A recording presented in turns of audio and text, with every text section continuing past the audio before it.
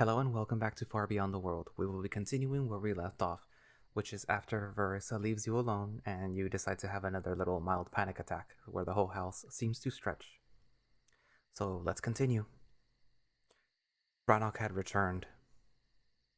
I tried to collect myself to rub away any stray tears, but there is no hiding my distress. I feel like such a wimp. Ranok opens the door to the bedroom and I can see that he's clearly upset. Ugh, I'm sorry I took so long. Father put me through hell on account of, well, it's fine. I cut him off with a weak smile. No need for him to make excuses. I'm just glad he's finally here. Is it though? Because it seems like you were crying. It's just my mind wandering off.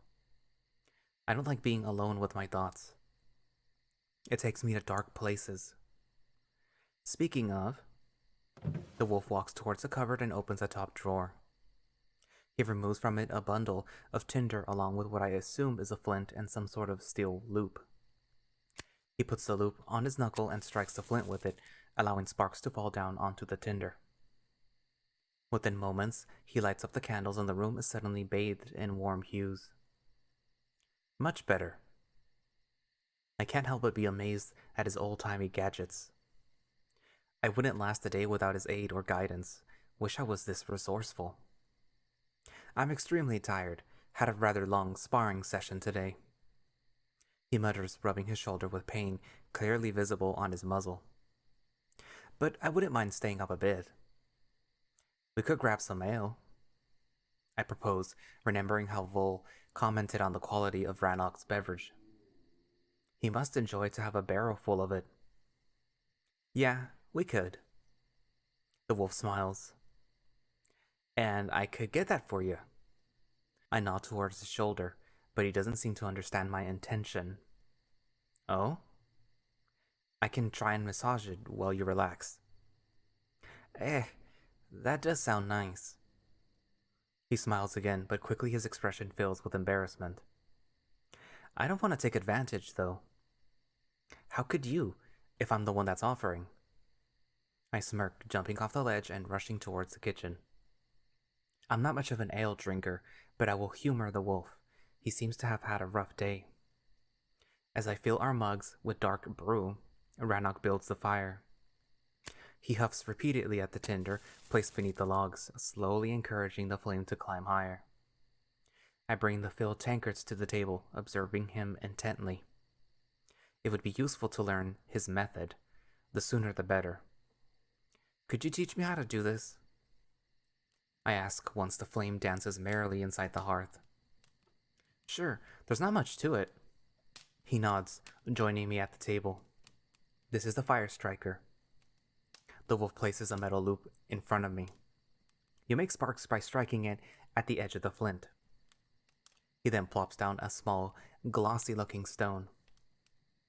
If you do that repeatedly on top of tinder or kindling, eventually you'll get a fire.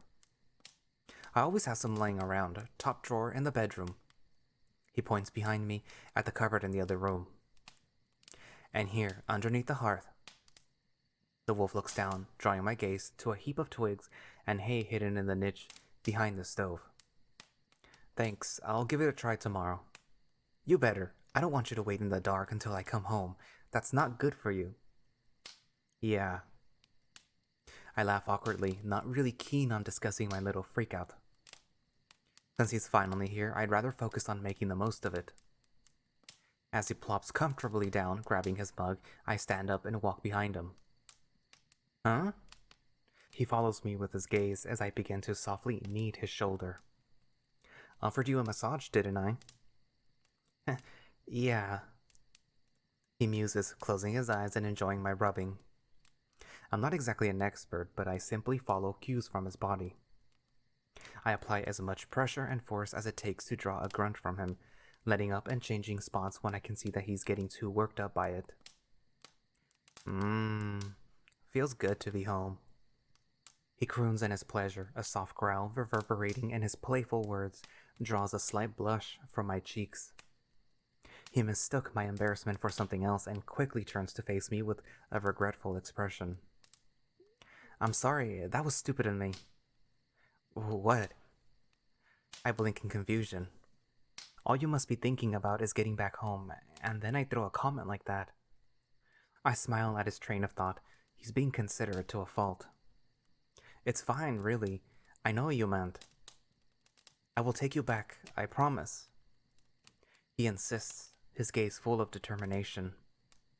I know. I reassure him.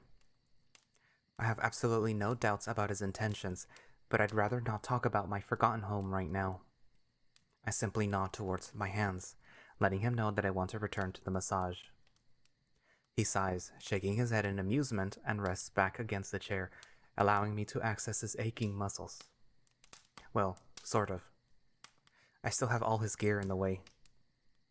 It would be easier if I take this off. I knock on his shoulder pad. That eager to undress me, huh?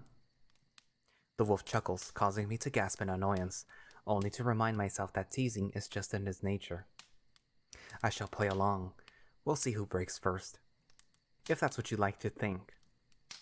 I shrug, approaching him from the front and sinking my fingers beneath the plate to feel the latch. I can see embarrassment paint across his entire muzzle. He really is all bark but no bite. What's the matter? Human got your tongue? Human will get bitten if he's not careful. He issues a soft, playful growl as I detach the piece of armor. Didn't even skip a beat. He mutters with a slight surprise. It takes me a moment to realize he's talking about my heart. I can see a proud smile stretch across his muzzle. You start to trust me, he says with satisfaction, and I can't help myself. That, or perhaps you're not as scary as you think you are. I chuckle, placing the metal pad onto the table. Aren't I? The wolf croons, raising from his seat and squaring up with me. I literally reach only to his breast, and had it not for his obviously gleeful tail swinging, I might even have been a little intimidated. Nope, you're just a well-kept fluffball. I'll take that as a compliment. I must have said it wrong. I tease, but he only shrugs, removing his leather straps and placing his massive sword against the wall next to the hearth. Once he sits back on the table, I get full reign over his entire back. I smile, rubbing his tense neck muscles while he draws air through his teeth. Guess that's a sore spot, so I try to be gentler around it. Eventually, he breaks the silence, his voice slightly deeper and strained due to the massage. Did you manage to jog your memory a little while I was gone? Remembered anything at all? Nope. I shrug in defeat, causing him to fall silent for a moment. Shame. I was hoping there was a silver lining to your earlier distress. A bad memory, perhaps? No such luck, I'm afraid. My distress seems to be entirely of my own making. Literally, it's just all in my own head. He burrows deep into his thoughts, as I continue kneading his shoulders. In truth, it feels almost therapeutic for me, not to mention I get to feel up all of his muscles. He's almost like a walking anatomy model. You worry about your memory. I get that. But I'm also glad I get to show you a bit of our life. He mutters, taking an idle sip of his ale. Perhaps this way you'll be able to see the rest of Avalon through my eyes. It's quite something, I tell you that. Being able to experience it anew almost makes me envy your memory loss. He laughs merrily while I push slightly harder against his shoulder in punishment for making light of my situation. As he grunts softly under my workout, I simply pretend it was unintentional. Have you ever been outside of this forest? I ask, moving my hands down to his shoulder blades. Outside of Tiernan? Is that what it's called? He nods, drawing air through his fang in pain as I find another bruised spot. When I was little, I snuck out of the village. I hid inside a herb sack in one of the caravans headed for Strandbard. I suppress a chuckle, imagining the scene. He was a troublemaker since birth. So that's where your scent comes from. I proposed cheekily. My scent? He blinks in confusion, and for a moment I wonder whether the comment wasn't too forward on my part. I quickly laugh it off, though. I had to endure his teases. It's about time he tastes his own medicine. You smell like the forest. I muse, noticing his tail give an idle flicker before it begins to slowly sway back and forth. He's struggling to contain a smile, clearly enjoying my observation. Where's Strandbard? I decide to spare him the lingering embarrassment of a genuine compliment by bringing our conversation back on track. But it's handy to know that when he pushes my buttons, I can push a few back. It's a Tigeri town just outside of our territory. It's where most of our interactions with the outside world take place. The name is actually derived from an old inn around which the town grew, the Stranded Bard. Ah. I expected the place to be crawling with tigers, but to my surprise it was filled with all sorts of creatures. There were lions there, Silovan folk of all shapes and sizes, even lynx and wolves. I muse, easing up on the workout and trying to imagine those various beastmen. It all seems so fantastical. I saw cubs playing with pups in the streets, as if they didn't see that they were different species. There was no combat training, no preparation for war of any sorts, just idle folks going about their idle lives. I almost picture a fairy tale town with happy people only doing happy things and thinking happy thoughts. Only thing missing is the town folks randomly bursting into a choreographed song. I know it's just his preconceptions as a child and perhaps the town wasn't as idyllic, however the description does strike a chord with me. Sounds beautiful, really. He pauses, looking rather concerned.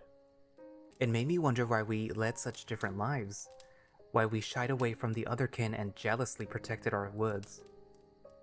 We're trained in combat since we're pups, always preparing for a war. Otherkin youth play with wooden swords and chase hoops. It was very confusing. I glance at his chiseled but battered body and can see that the wolf really didn't have an idle day in his life. Instead, his days were filled with endless chains of spars and exercises meant to hone his physique. He might have a rocking bod, but it came at the cost of his childhood. It's almost sad, really. When my father found out, he was furious. We don't let pups outside of our territory. We don't want them to get the wrong ideas. I blink. Wrong ideas? Like diversity and fun aren't bad? You can scoff all you like, but yes. It makes you question everything your people stand for. I've been questioning everything since I woke up. I can't hold in a laugh. I find questioning things to be yet another good policy.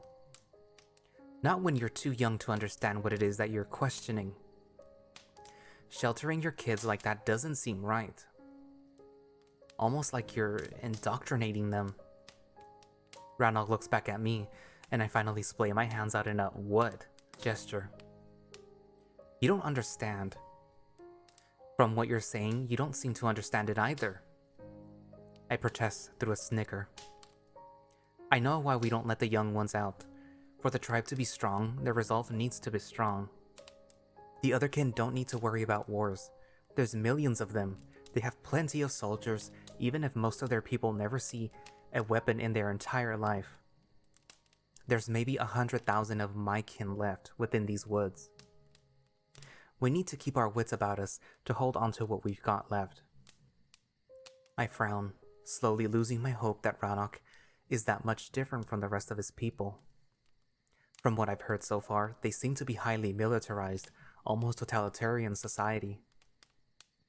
So, you agree with this?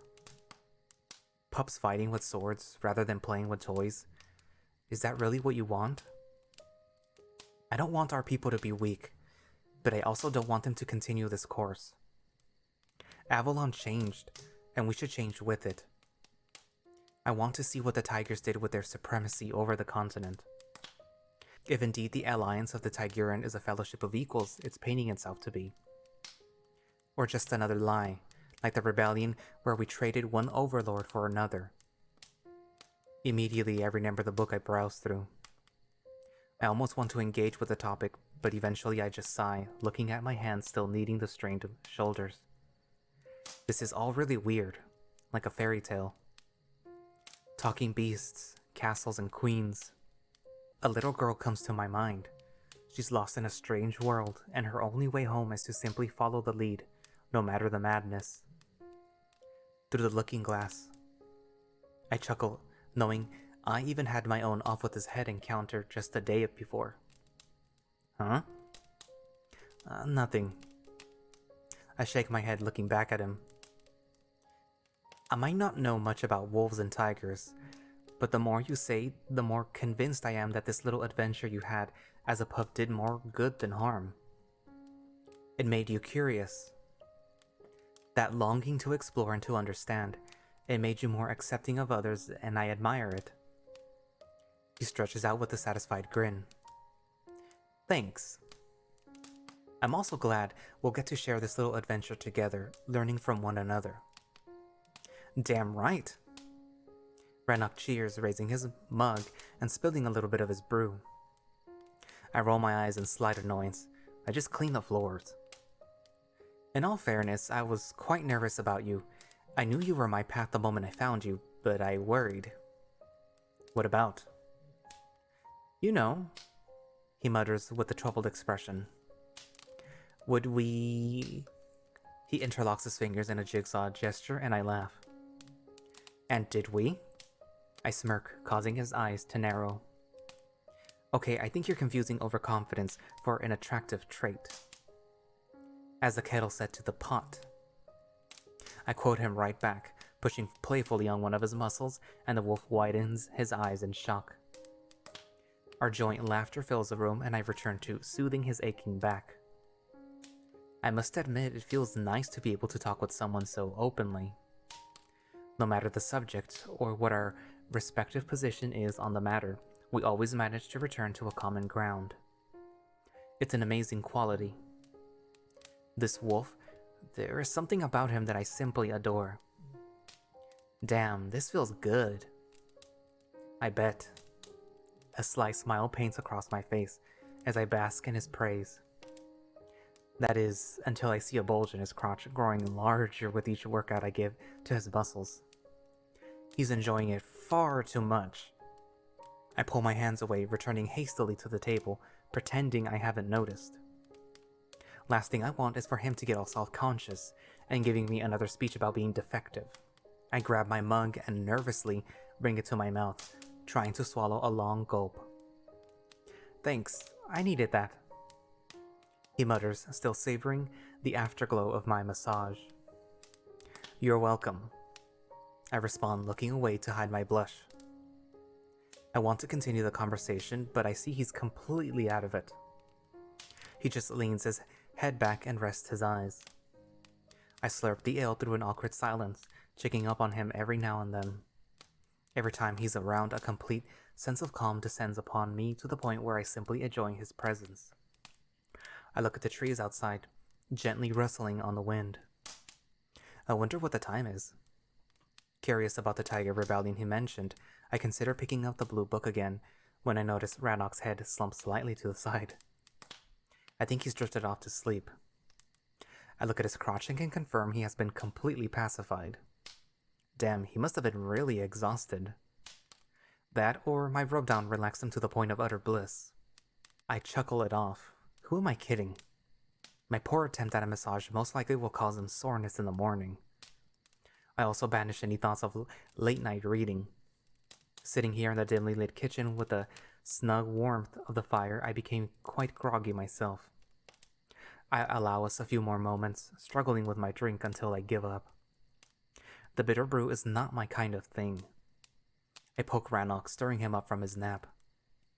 Mentally, he's already in tomorrow, so I have to help him up.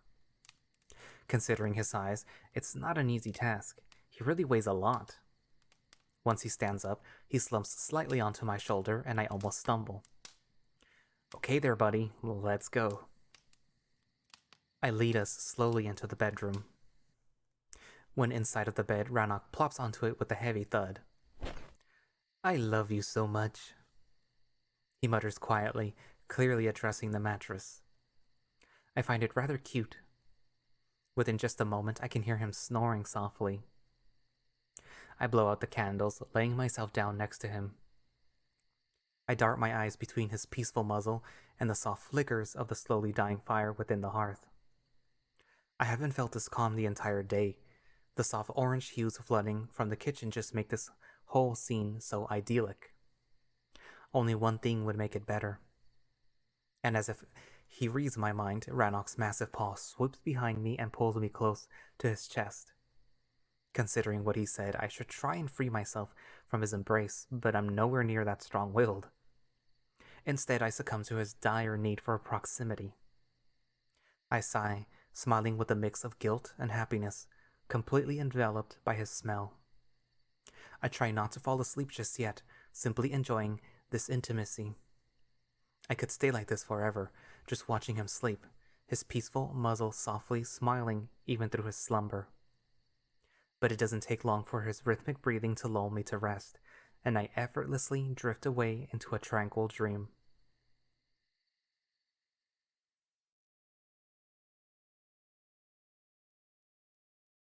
I spend several hours buried snugly in the memory of his warmth embrace, which carries me through the night. Eventually, I'm stirred awake by a gentle shaking on my shoulder. It's a struggle to open my eyes, but as I blink in the dim light of the room, I can see Ranok standing above me in full gear. Confused by the darkness, I look towards the window. It's still night. I have to leave before dawn. Why? I mutter groggily, still firmly gripped by my calm dream. I've taken morning patrol duties. If all goes well, I might return earlier than yesterday. I rub my eyes, getting out of bed. Immediately, my teeth begin to chatter as the chill of the early morning envelops me. Fuck, it's so cold. It's a wonder I didn't freeze to death in my sleep. Well... He looks at me with a cheeky grin. Oh no, what have I done now? We kinda spent most of the night spooning together. Not that I blame ya, furless little creep. He winks at me, ruffling my messy hair. For someone who claims to be straight as an arrow, he doesn't seem to mind getting intimate. I'm sorry. Don't be. He waves his paw at me. As I said, I get it. It is a cold night. I seriously need to get some clothes. I'll talk to Verissa. Maybe she has a spare dress you could borrow. I give him a death stare. Not even remotely funny. He laughs me off, clearly amused by the idea. Who said it was a joke? I rub my arms energetically, trying to warm up as the wolf takes a curious glance around the room. I think he's only now noticing my exploits from the previous day. Is it just me, or did you clean the entire house? Oh, yeah. I mumble awkwardly. You don't have to do anything around here, you know this, right? He asks, almost as if my efforts weigh heavily on his consciousness. Well, Vol might be calling me a piglet, but that doesn't mean I have to live in a pigsty. I blurt out cheekily, catching him off guard. He quickly laughs it off, giving me a teasing smirk. Well, forgive me, my lord, my humble abode not to your liking. Oh, stop it. I shake my head as he bids me to follow with the gesture of his paw. Come. The wolf disappears into the other room and I go after him, hoping that the kitchen hearth is already burning. I'm relieved to see that it is, and I place myself next to it, my skin seeping in all the warmth I can get. I look at the wolf with confusion as he grabs a bowl from the table and stirs something inside of it. Versa gave me an idea for a nice treat. Oh? I approach him as he invites me to inspect the contents. I gaze curiously inside the bowl and immediately recognize the familiar batter. Pancakes? I ask with glee. He smiles toothily as his tail gives an energetic flick. Glad to see she was correct. You've got morning duties, yet you woke up early to get the breakfast ready? He's so busy, yet still finds time to do something special just for us. Well, it's only fair that after the lovely rub-down you gave me.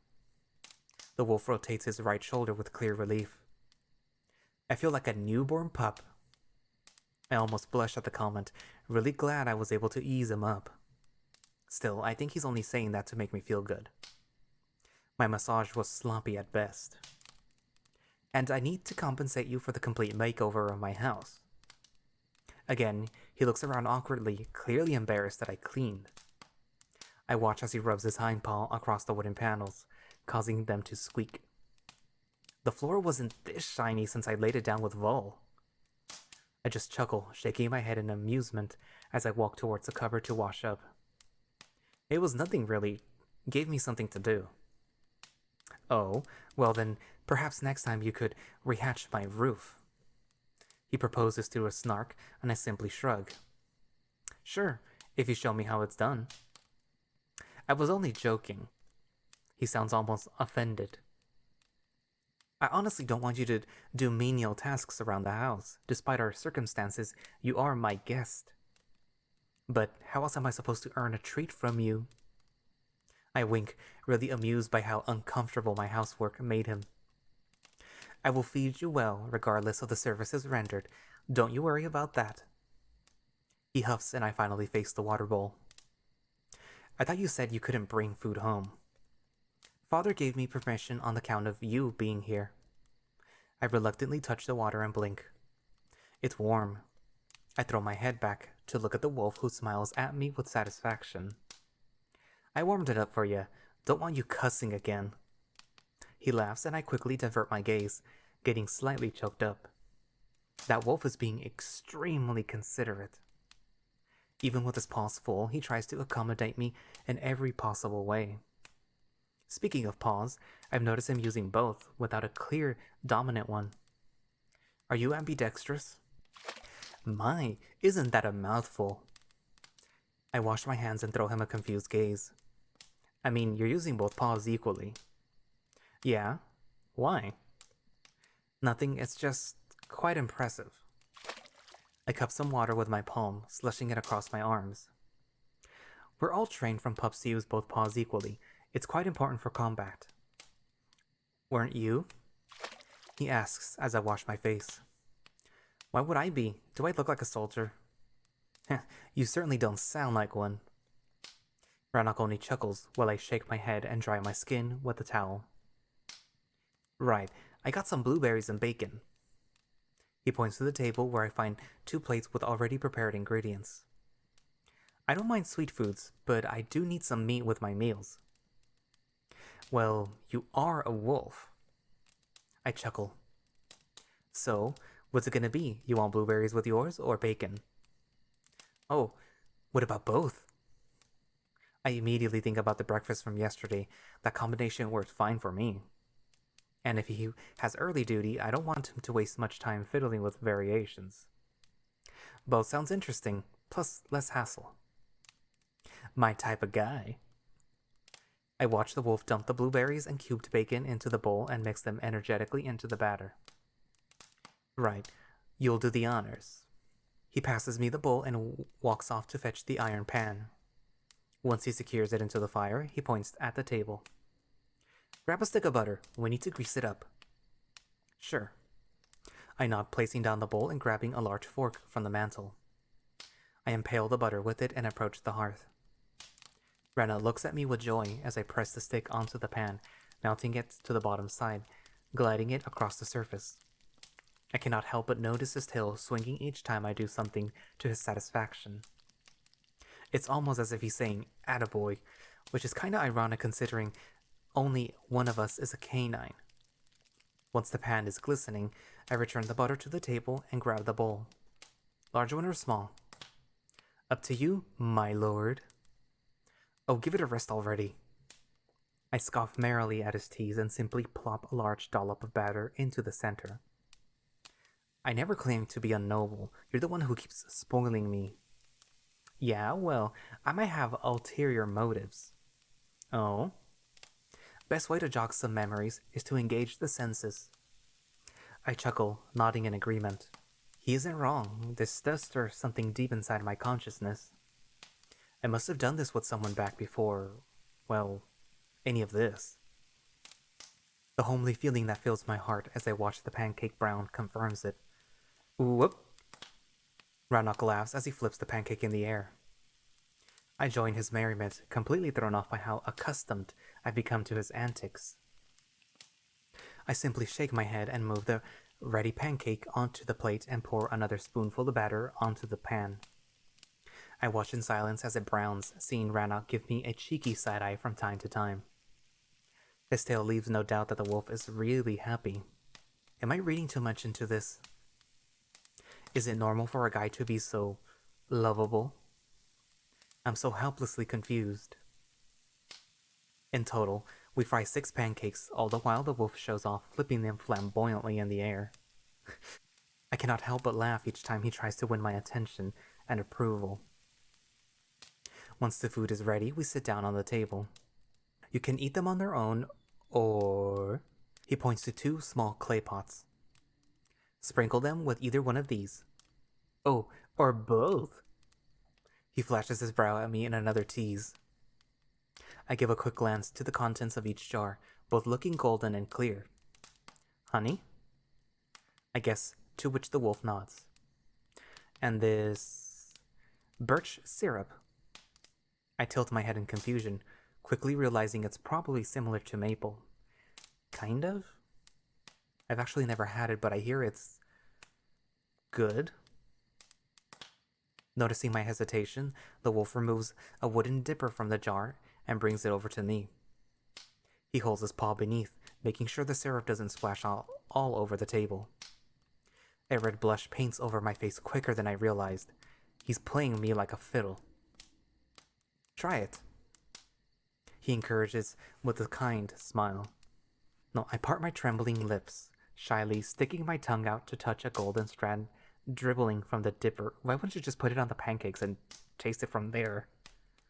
A mix of floral and caramel sweetness hits me, and I close my eyes to truly enjoy it.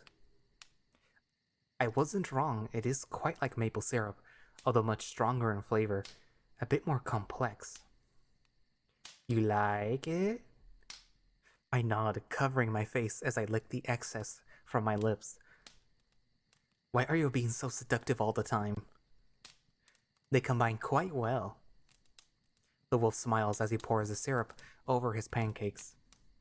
True to his word, he then proceeds to glaze them over with golden strands of honey. I am tempted to do the same when a thought occurs to me. How are we going to eat this without getting all gooey and sticky? I had some cutlery borrowed from the villa, so that my liege won't have to use his fingers. He reveals to me 2 silver forks, repeatedly raising his brows in jest. Ugh, you're unbelievable. Unbelievably thoughtful, you mean? Actually, yeah, but I'm not going to admit it. I will show him that the 2 of us can play this game. What do patrol duties involve? I ask absent-mindedly, drizzling my pancake in the same fashion. Strands of both the syrup and honey zigzag across their surface. We check the forest for any sign of intrusion. You mean any more of me? He laughs at the remark. There can only be one of you. He winks at me coyly, and I widen my eyes in embarrassment. I kinda reached my quota. Any more humans and even spirits won't be able to save us from the chopping block. Smooth save. I flash my brows to let him know I'm aware of what he's doing, and simply digging into my meal, trying to conceal my blush. I cut off a piece of my pancake with a fork and then bring it up to my mouth. As I take a bite, I immediately close my eyes with satisfaction.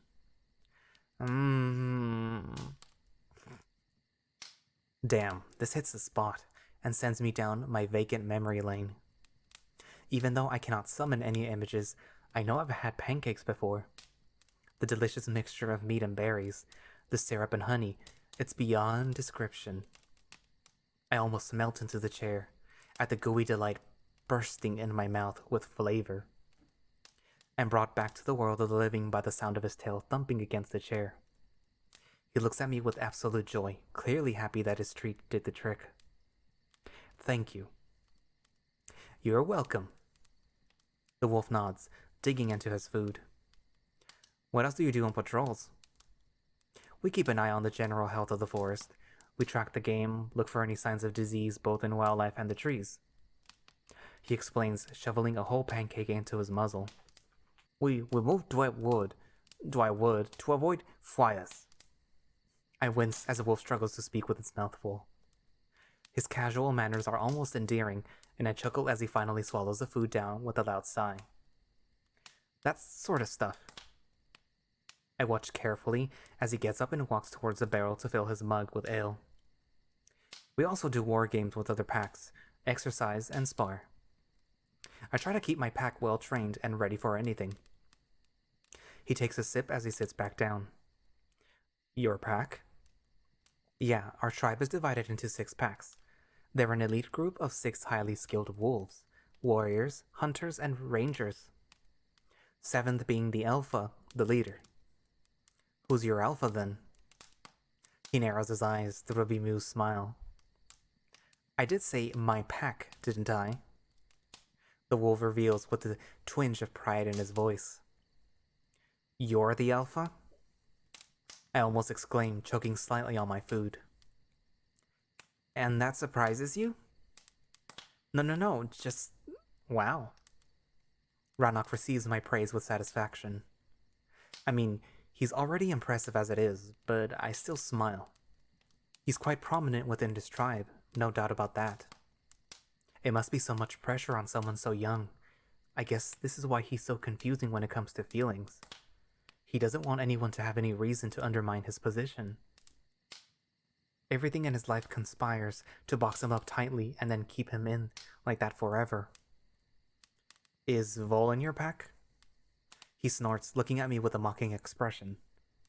Does Vol look like someone who takes orders? Fair point. He's also an alpha. Yeah, that makes sense. Our respective packs are actually competing for dominance. Doesn't that strain your relationship? Enhances it, really. We keep each other on our toes and in peak condition. Thanks to that, my father has 2 of the best packs in the entirety of Turnen. We are well respected by the other tribes. I blush, really amazed that I landed in the lap of those 2 impressive wolves. This is quite the company I found myself in. Not only they saved my life, but also risked everything in doing so. Their freedom, their positions, even their lives. At times like this, I really do wish I was a lost human noble. At the very least, I would have been worth all that trouble. We continue with our breakfast, Ranok going quite fast about it, almost devouring the food with loud, satisfying chomps. I don't know why, but something about his jagged fangs is almost enticing. I try not to be so obvious as I sneak secret gazes to admire his muzzle at work. Ugh, what is wrong with me? Right, gotta run, he says, emptying his mug in one go.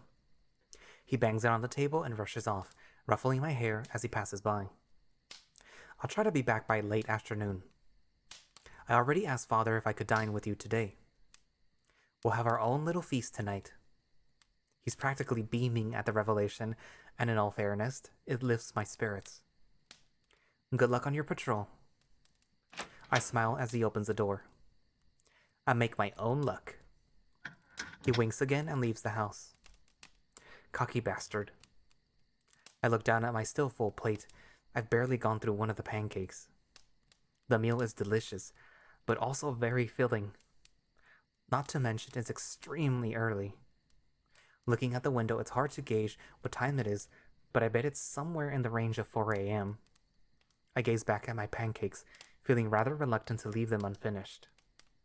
Not only Ranok poured a lot of effort into them, but also the syrup will change them into an inedible mush within the next hour or so. I continue with my breakfast half-heartedly, feeling increasingly full. In all fairness, I've been eating very little since I woke up. Although I do sense hunger now and then, I find myself easily sated. Not to mention, my straying thoughts often lose my appetite. And just like that, I'm reminded that I'm alone. At least, I'm not left in the darkness.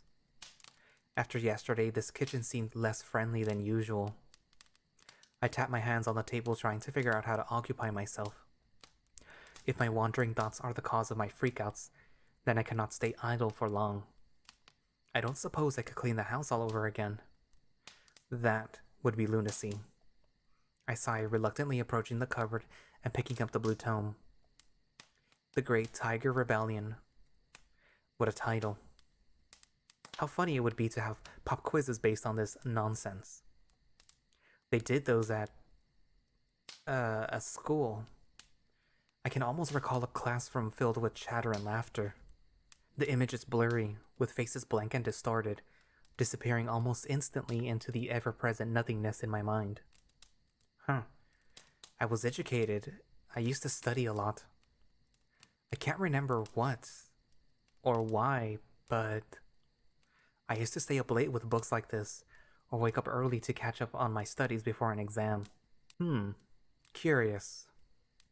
I gaze around the room, realizing how familiar this setting really is. He was right. Best way to jog one's memory is to engage the senses. This little realization fills me with hope. If an early read can summon even a glimpse of my past life, then perhaps with time I manage to regain more of what was lost, the more activities we get to do. Ranok is quite smart for someone who was supposedly born with a sword in his paw. I wonder, do wolves even have school? Should I mention to Ranok that I used to study, or will he mock me once again for being born in high places? I can almost hear his la-dee-da, young lording, read books instead of learning how to fight, or something along those lines. I just chuckle, shaking off the little sidetracking thought. I guess it doesn't really matter. I recline comfortably, set on giving the book another go. Apparently, the first major battle of the rebellion took place right here in Turnan. The Tigeri and Silovan folk decimated an entire Leonin army within these woods. It was a first defeat dealt to the lions, which proved to the other kin of Avalon that the overlords are not invincible. From that point onwards, the rebellion grew in scope, with more creatures banging together to overthrow the tyrants. Is it me, or did this book not have any mention of wolves before? Like, at all. And then all of a sudden now it has mention of them. The rest of the book is filled with dates and names, a very crowded parade of characters spanning nearly a century of conflict. I try to pay as much attention to detail as possible, but considering I really have no context for any of this, most of the information goes in one eye and out the other. I flick the pages idly, munching on the remaining pancake from time to time. A long yawn interrupts my reading, and I look around to notice it is already quite bright outside. Resigned, I just close the book shut. Lion's bad, tiger's good, everyone lives happily ever after. Clearly, it's a bias to writing, and won't help me hold a proper conversation with Ranok, but rather only fuel his frustration. With day arriving in full swing at least, I don't have to worry about the dark. I approach the window and admire how nice it is outside. The weather seems absolutely lovely, not a single cloud in the sky and the warm sun reaching out to everything it can touch. I close my eyes and enjoy the warmth on my skin. I stay there for a few minutes, almost losing myself in the moment, until the familiar, nagging feeling stirs inside of me. Ugh, I really need a hobby. What do people even do when they're home alone? Protected from intruders. And 'tis not the season yet. I chuckle, shaking my head at another absurd thought, to which I have no context. My gaze darts back to the books, and I'm quickly unsettled by the idea that all I have to kill time with is the equivalent of a foreign encyclopedia. I do not know why, but I have a feeling that it was much easier to be entertained back where I'm from. I cannot think of a single thing I would do, but I'm darn sure I wasn't this helpless. I really need to get out of this damned house. It almost feels as if the walls are watching me, waiting for me to lower my guard. I don't know why, but my breath slightly speeds up. I begin struggling for air as my windpipe clenches shut, as if Vol was strangling me again. An overwhelming feeling of dread falls upon me, as I look around the room in fear. What's going on? I gasp, clutching my chest, feeling my heart pounding like a drum. My eyes tear up, and once I'm hyperventilating, I know the panic has already set in. No, no, no. Why is this happening in broad daylight? I'm losing control again. This is wrong. I cannot give in.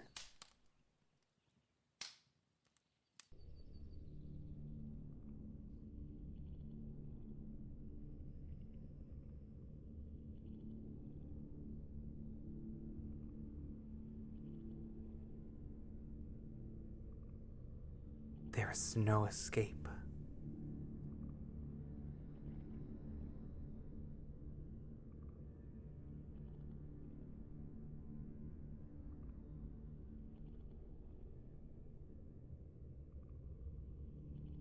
What is this? Why am I here?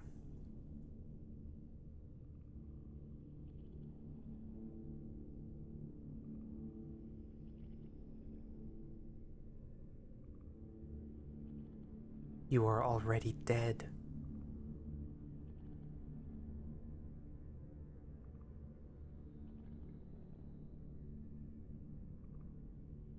No. No. This can't be real.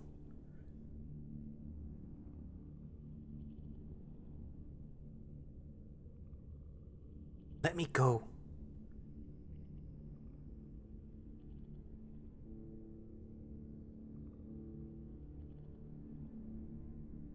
Give in to your weakness.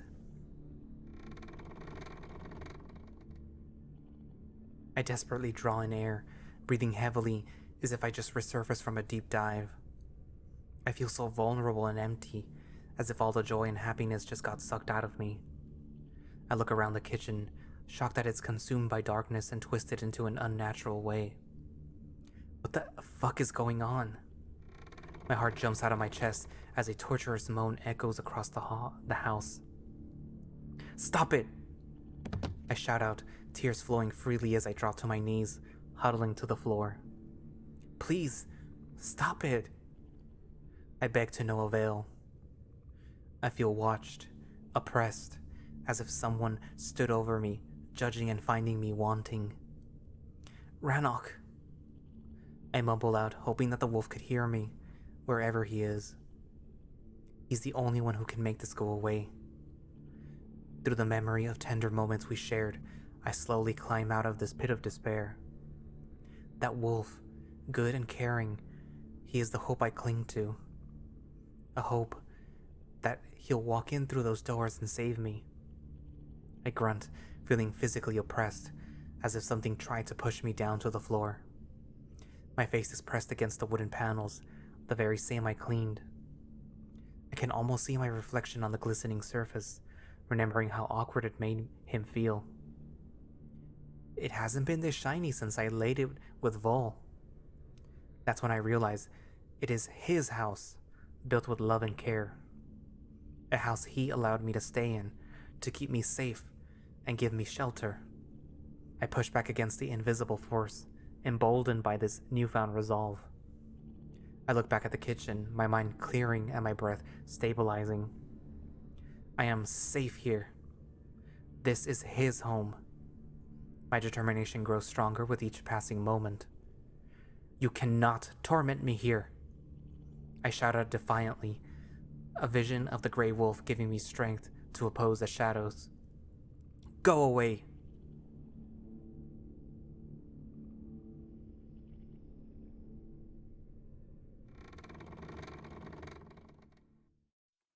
And just like that, the nightmarish vision dissipates as if it was never there.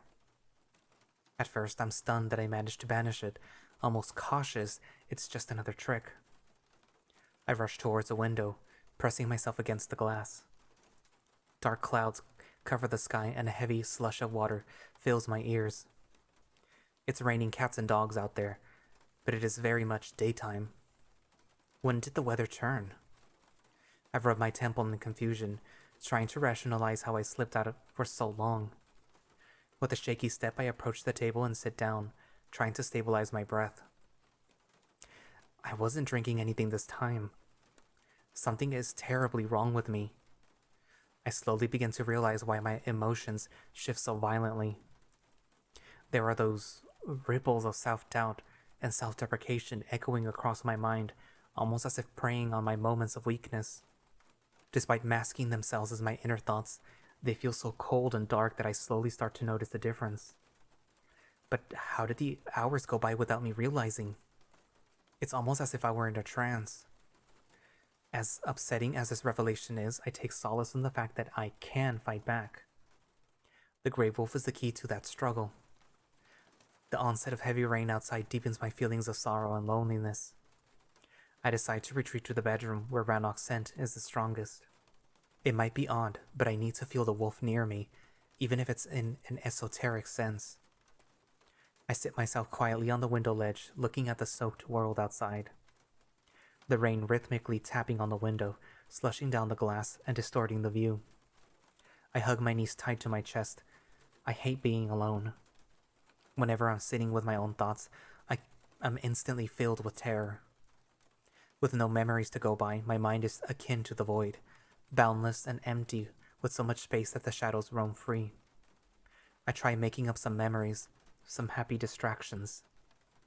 I think about days gone by, and when I would go out in the afternoon like this and run through the grass, getting wet and dirty, an imaginary friend at my side while we dance in the rain. I must have done that. Immediately I picture this friend to be Ranok, his fur soaked and dripping. I chuckle, wondering if he'd smell bad. Again, I feel warmth going down my cheeks in 2 streaks. I'm in tears. I feel so alone here, so helplessly alone. No parents, no people to call my own, just this wolf and his cottage. As lovely and as adorable as he is, he cannot compensate for an entire life lost to the void. My friends, potential siblings, my mom and dad. In all honesty, I'm just an orphan at this point. I'm so consumed by my despair that I jump up when a familiar paw lands on my back. Ranok! I gasp, startled out of my skin. I try not to look at him, to spare him the view, but I get a glance of the wolf's sad expression. You were crying again. I adjust myself, facing him with a brave smile. I rub my tears away and hang my feet off the side of the ledge. It's just the rain. I chuckle, not wanting to trouble him with my constant freakouts. He raises one brow and quickly looks around the room, paws extended to either side as if he wants to catch the imaginary droplets. Doesn't seem to be raining inside. He draws a laugh from me. For someone so big and important, he can be such a goofball at times. But seriously, you're sitting in the dark again. The wolf grumbles, giving me a more stern look. I told you that it's not good for you. Preykin don't deal well with darkness, especially when distressed. Humans aren't Preykin, are they? I narrow my brows in confusion. Besides, I don't want to waste your candles for a silly rain. I make up an excuse, not wanting to admit I was so far gone that my mind was incapable of a logical thought. Seeing my reaction, the wolf smiles awkwardly. I feel bad about leaving you alone. I understand, you have duties. I look back at the world beyond the window. The rain doesn't let up, but despite that, it's getting quite bright, as if the clouds are slowly parting. The wolf notices that too and lowers his head so that his muzzle can fit into the gap I've left in the niche. An hour or so and it won't be so gloomy. I don't mind rain. I utter the words with a defeated tone. Rain can be nice, especially on such a warm day. Depends. Ranok sounds hesitant, and it forces me to regard him. It's strange to see his powerful jaw so close to my face, his lips curved into an expression of discontent, one fan sticking out in the now familiar fashion. That's when I notice he's all wet, fur clumped together in soggy streaks. I can't help but smile at the sight of this damp wolf. I move my face closer, almost to his cheek, which causes his eyes to quickly center on me. He is cautious, and I can feel his slight embarrassment, but he doesn't move. Once my nose is almost touching his fur, I take 2 quick sniffs. Oh my god. You don't smell. I muse with satisfaction. Should I? I pull away at his confusion. Don't know why, but I thought a wet wolf would smell bad. Ranok straightens up, looking down at me with a bold smirk. Oh? That's when he shakes his entire body, akin to what a wild wolf would do. His neck fluff and longer strands of fur dance around, sending droplets cascading in all directions, but mostly on me. Ranok, what the hell? I yelp out as I'm being showered with his cold woven rainwater. Finally, the air fills with that subtle scent of his musk, dewy and reminiscent of a forest in the early hours of the morning. I look up at him, my skin speckled with rain, slight annoyance in my expression as it quickly is replaced with terror. Ranok, no, don't you dare! My screams turn into squeals as the giant, wet beast envelops me in his arms. I struggle in vain as he lifts me up with ease. He tilts us backwards, allowing gravity to do the rest. I sink into his waterlogged fur, struggling to breathe, my feet kicking in the air. I start laughing while he spins us around, dripping water all over the place. You're an idiot! I laugh as we finally come to a stop, and he plops me back onto the ledge. I grimace at the wet splat, and I realize he sat me down directly into a puddle that formed there. The loincloth is stuck uncomfortably to my bottom, with the cold sending shivers down my leg. I immediately jump off. Sad in something? He grins smugly. I try to shove him in retaliation, but despite putting real effort into it, the wolf doesn't budge, while I feel as if I just rammed into a wall. Ranok simply laughs at my futile attempts at roughhousing. I would pay you back, but I'm afraid you'd fly out the window. I simply nod in agreement, looking back at the world outside.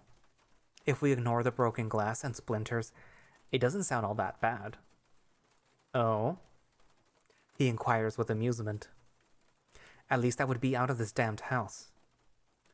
Are you not happy here? It's not that. You take great care of me. I couldn't wish for more. I shake my head, causing the wolf to smile in relief. But I'm slowly losing my mind here.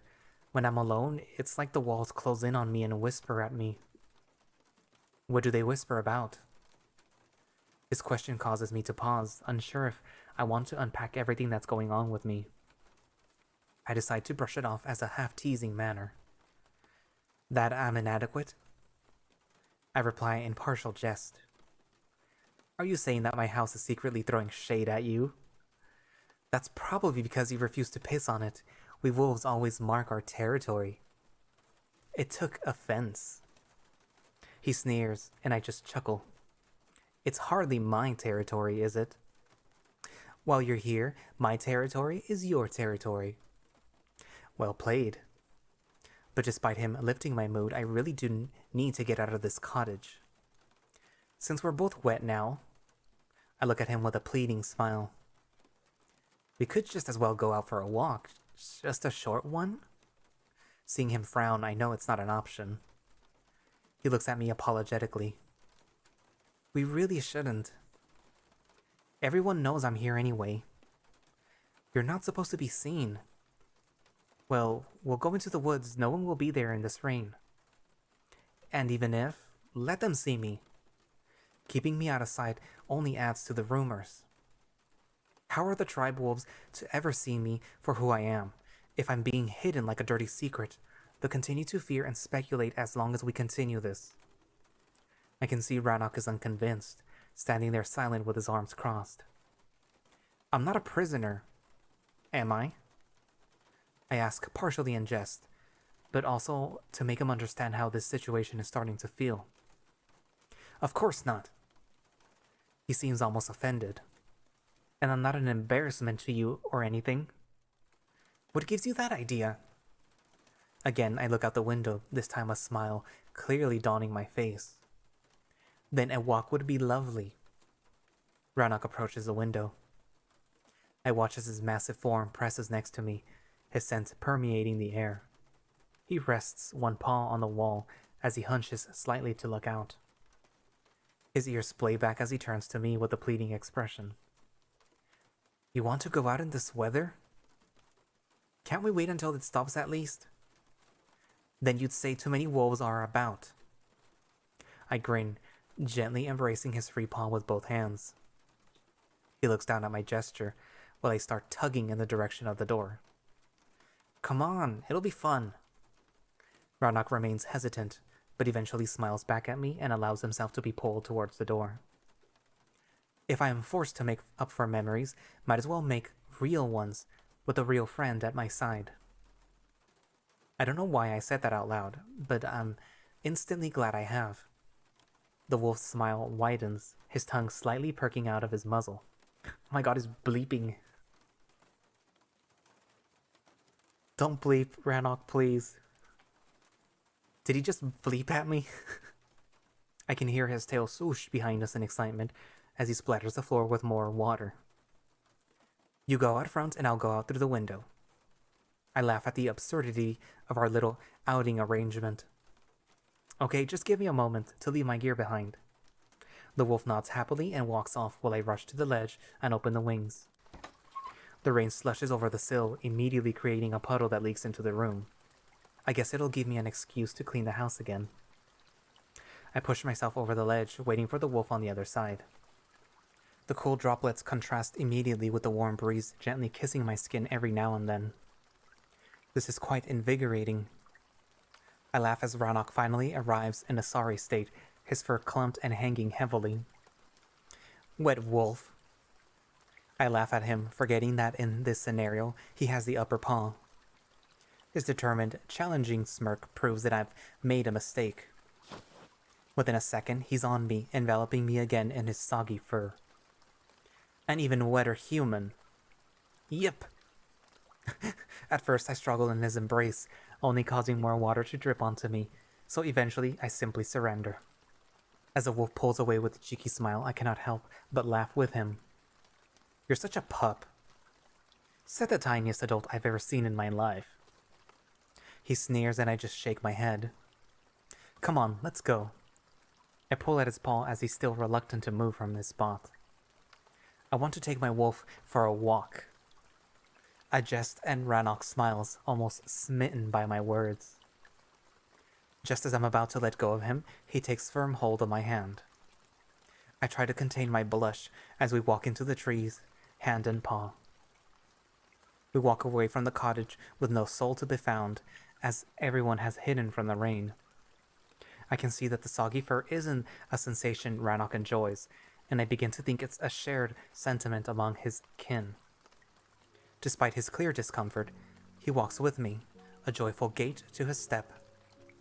I can see he is happy for me, happy to do something to help me feel better, and I cannot be more thankful. Everything smells so fresh and new, and I take it all in. Eventually, we leave the thicket surrounding the cottage and enter the large glade, dotted with dandelions.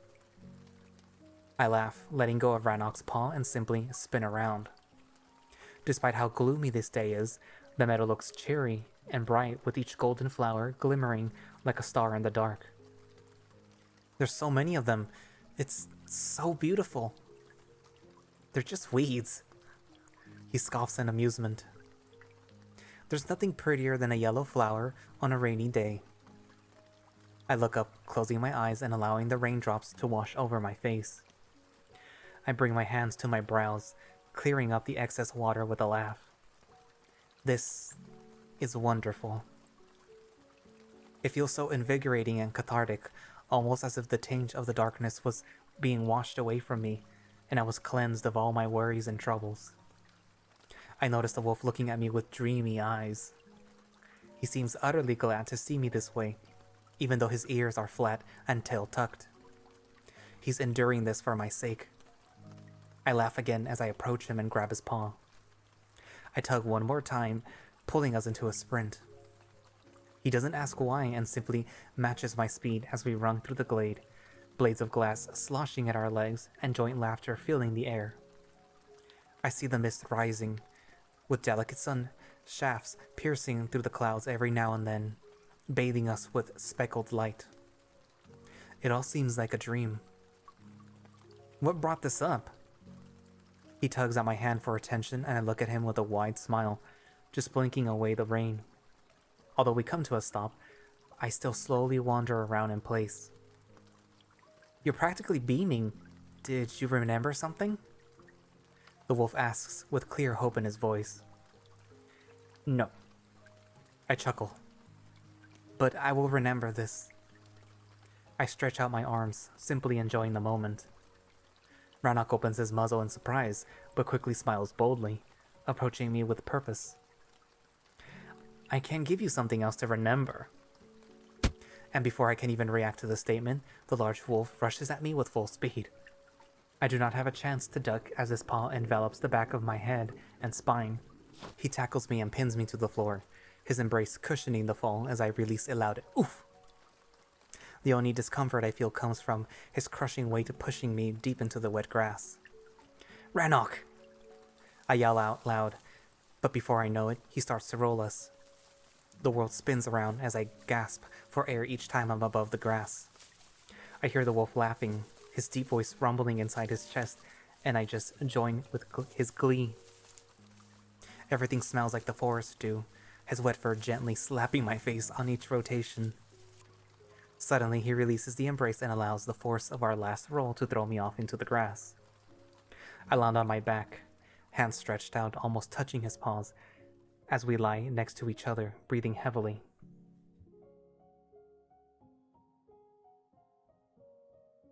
I gaze into the sky, seeing as the rain slowly lets up and the clouds begin to part.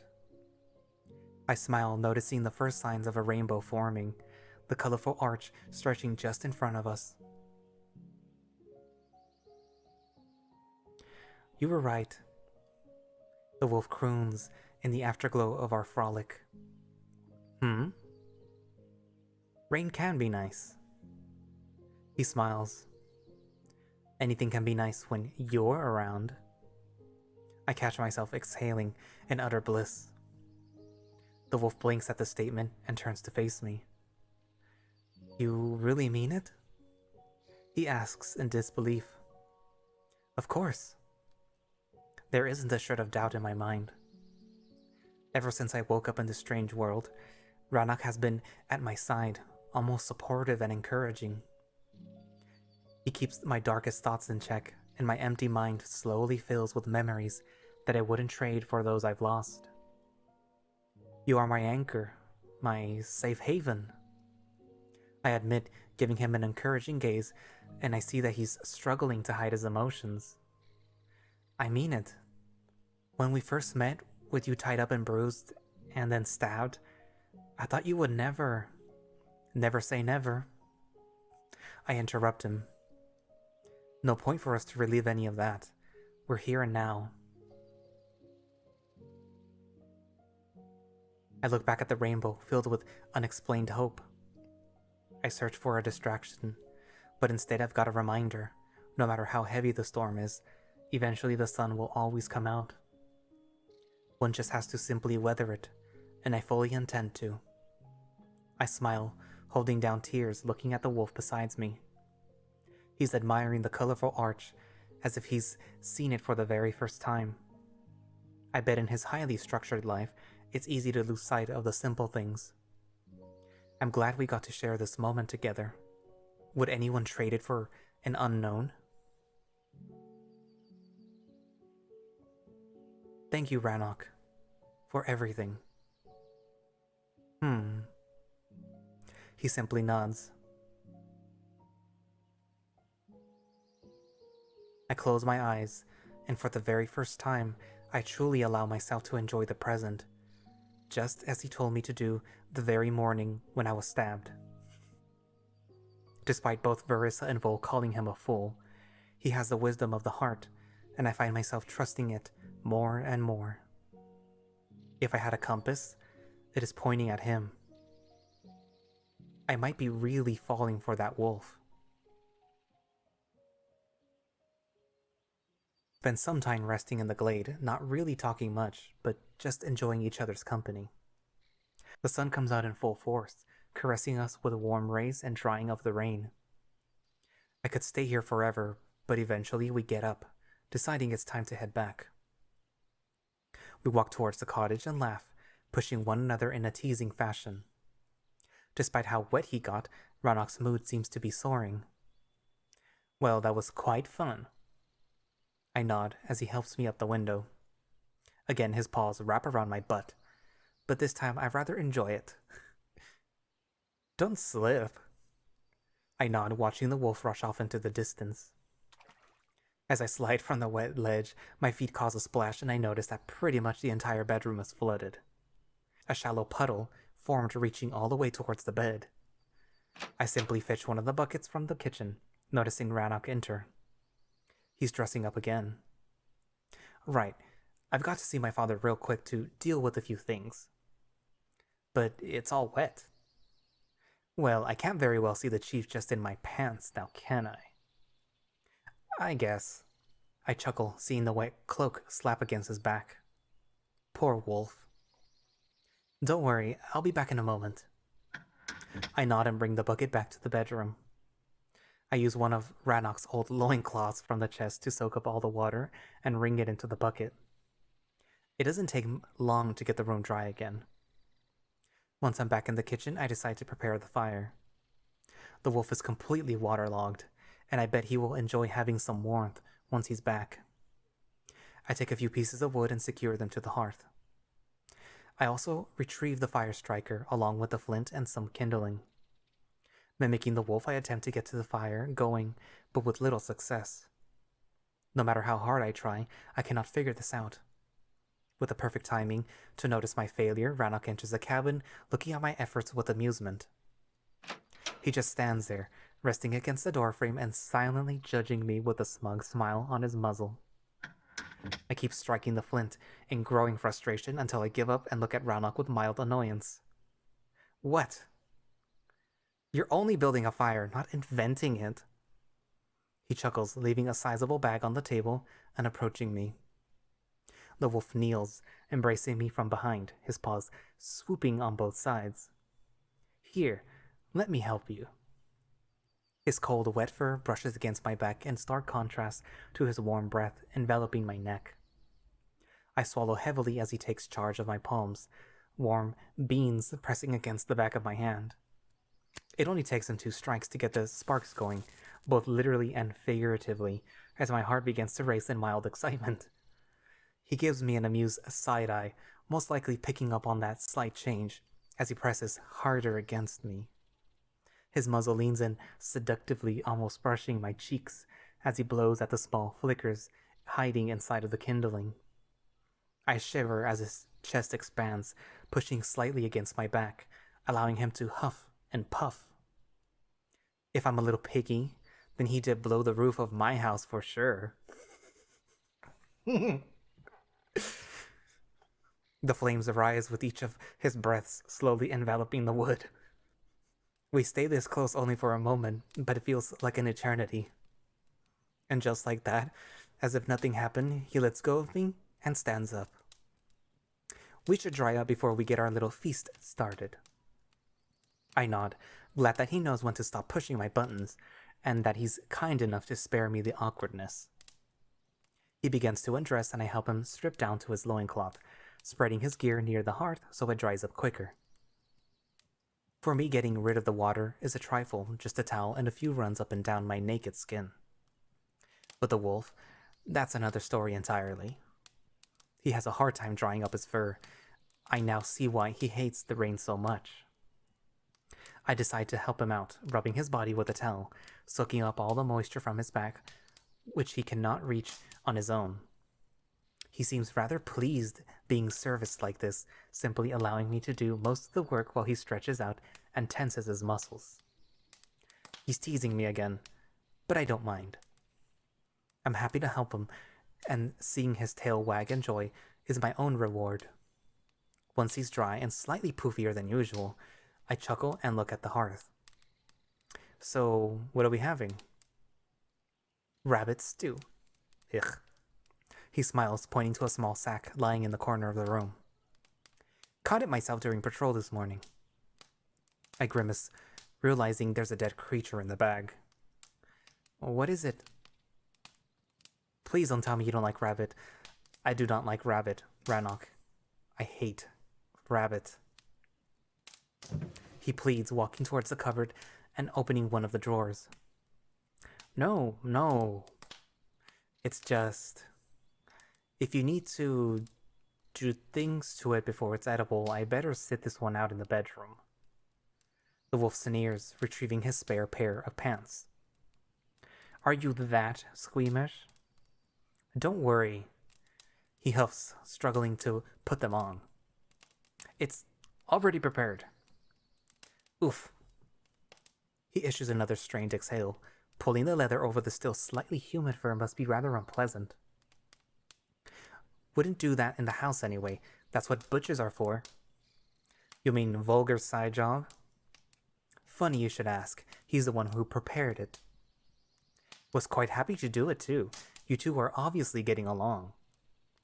He lifts up the bag and unloads the contents onto the table, as I blush at the comment. There's a slightly bloodied linen bundle, which most likely contains the rabbit meat, along with a few celery sticks, potatoes, carrots, and a bushel of spinach, 2 garlic cloves, and a small purse.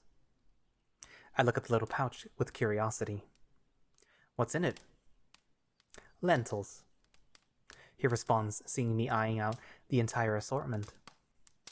We go easy with the veg in our stews, but Verissa told me that humans are pretty fixated on their greens. That we are. I smile, nodding while the wolf approaches the hearth and pushes up a lever on its left side. This causes a chain to emerge from inside the chimney, hanging down with a metal hook on its end. Ranok uses it to fix a sizable cauldron within the fire, which I decide to help prepare our meal. He provides me with a knife and I begin cutting the celery, cubing potatoes and carrots. Don't cut yourself. Sharpened it this very morning. He winks at me coyly, and I almost do exactly that. Dickhead! I call out as I graze the tip of my thumb. The wolf erupts in laughter as I flap my hand around. I quickly bring my finger to my lips to kiss it. Note to self, never entrust Emilio with sharp objects. Ha ha, thanks for your concern. I grumble, still sucking on my thumb. You didn't cut it. And how would you know? Because I'd smell the blood, silly. I narrow my brows in bemusement as I return to my task. The house fills with an extremely pleasant aroma as he fries the rabbit pieces inside the pot. Once he cooks them to his satisfaction, he fills it with water and sets to boil. Gotta wait for the stock to get ready before we dump the veg. I nod. I must say, I wouldn't know how to even start with any of this. I envy you. You never cooked? I wouldn't say never, I just can't remember, but definitely I wouldn't know how to make this into a rabbit stew. I point to the ingredients. Well, we'll make a cook out of you yet. Your egg and toast method was quite inventive. He winks and I smile. Ranok grabs 2 tankards and fills them up with ale. I want to stop him from getting me one, however his happy expression makes me reconsider. He seems to be looking forward to us unwinding, and despite the ale tasting like liquid nightmare, I decide to humor him. You said you don't eat at home. That you feast together. How, or better yet, why did you even learn any of this? Well, we spend a lot of time in the woods on patrols, quite often sent away for a few days if not weeks. He reveals, wetting his lips and the ale, and my stomach churns a little at the idea of him leaving me alone for that long. His eyes center on me and it's clear he picked up on my distress. Don't worry, you won't get rid of me that easy. The wolf winks and I feigned annoyance in hopes of masking my ever-present blush. I'm responsible for you. I can't be sent off while I have an active charge. I cannot hide the relief that descends upon me when hearing this, and I simply take a happy sip of my own drink. But yeah, when away we have to cook our own meals. This? He points to the pot. This is pretty much basic stuff for pups. My expression turns, and although I retain the blush, it's now more out of embarrassment than his teasing. I don't remember what I used to do before, but I know I wasn't that most independent of people. As I look at the bubbling cauldron, it's becoming ever clearer that I wouldn't be able to do any of this. Forget the stew.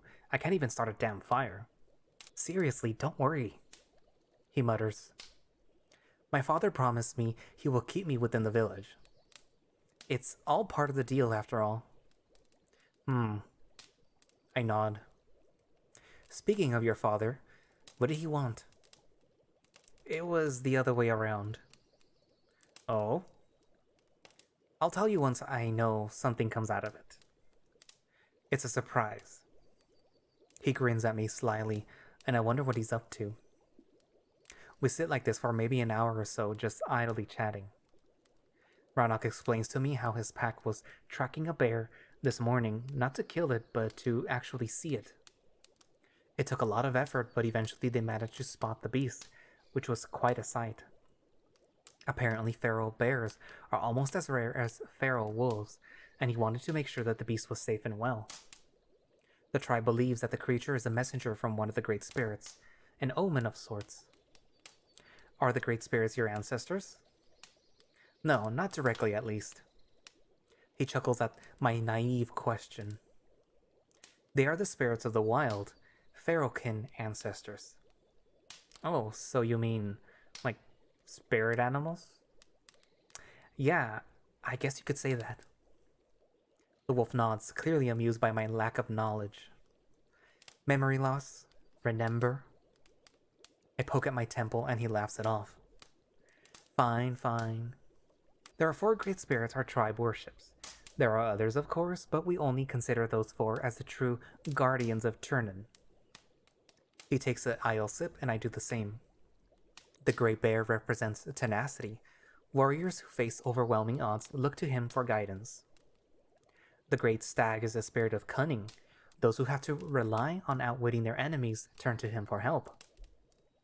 The great wolf represents loyalty. I tilt my head in slight confusion. Loyalty? Not strength or something along those lines? The strength of the wolf lies in his pack. We are familial creatures. To use the bond between our kin is of utmost importance.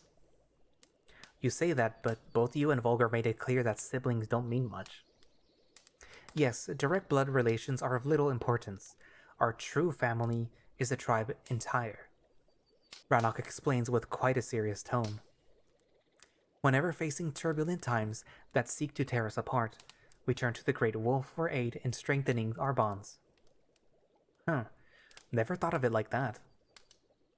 And finally, there's the Great Tiger, he says with barely hidden distaste in his voice. He is the spirit of strength.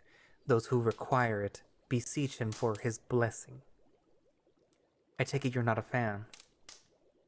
Call it personal bias. Tigers and I don't mix well. So I've noticed. I flash my brow in jest and the wolf laughs.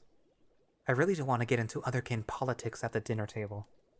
I'm sure I've had a fair share of uncles ruining meals in the past. I don't need Ranok to join their ranks. But it is incredibly touching to learn that those wolfmen treat animals with reverence.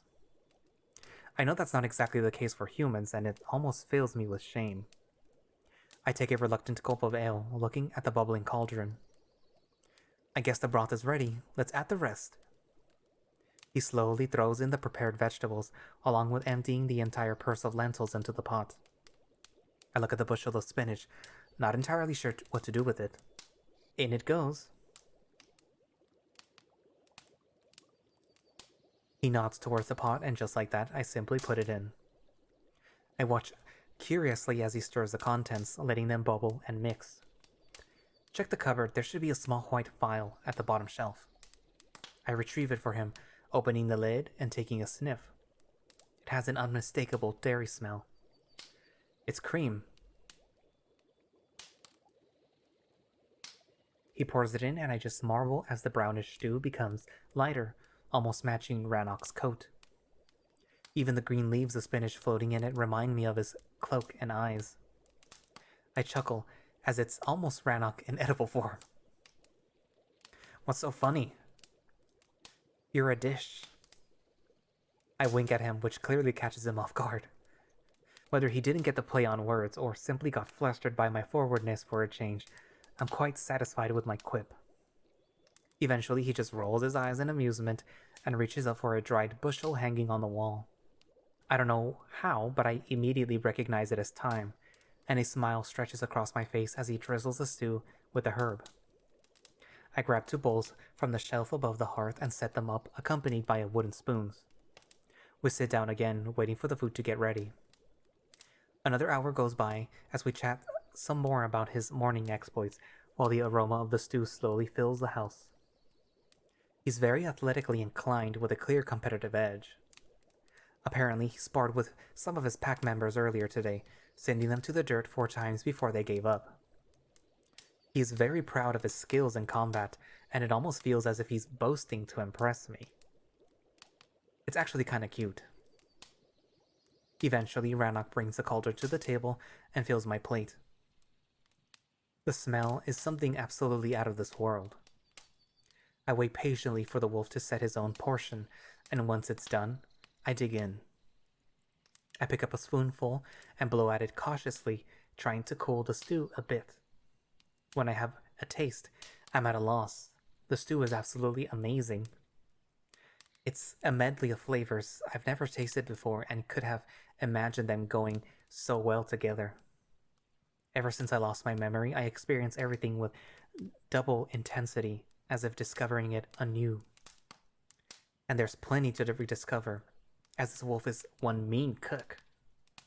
Ranok's tail begins to pat against a chair as he notices my satisfied expression between each spoonful. Do you like it? It's amazing. I gasp almost orgasmically, blushing at my own exaggerated reaction. Wow. He turns his gaze away, almost getting flustered by the sounds of my pleasure. It seems I accidentally edged him, as his entire body tensed up. He pushed his leg upward to cover his groin, and I get my answer. I no longer think I'm misreading things. This wolf seems to be into me, but I don't know what to do about it. I think I'll wait for him to emerge from his shell on his own terms. I don't want to push it and cause him to shut down again. He clears his throat and looks at me with a guilty expression. I'm glad you enjoyed it. I really do. We managed to have only 1 more spoonful when knocking on the door comes. And actually that's where I'm going to leave it for today because it's almost 2 hours into recording. It'll be short when I edit it, but still. So, yeah. So that was a nice Ranok-centric episode, and we spent a lot of quality time with Ranok. And he seems quite smitten with the human. I wonder if that's going to last, though. I'm pretty sure people in the tribe will have a lot to say about that. But anyways, thank you all for watching / listening. If you would like to play Far Beyond the World yourself, there will be a link down in the description. If you would like to support the creator, there will be a link down for their Patreon. If you would like to follow them on Twitter, there will also be a link down in the description for that. And I guess I will see you next time. Bye-bye.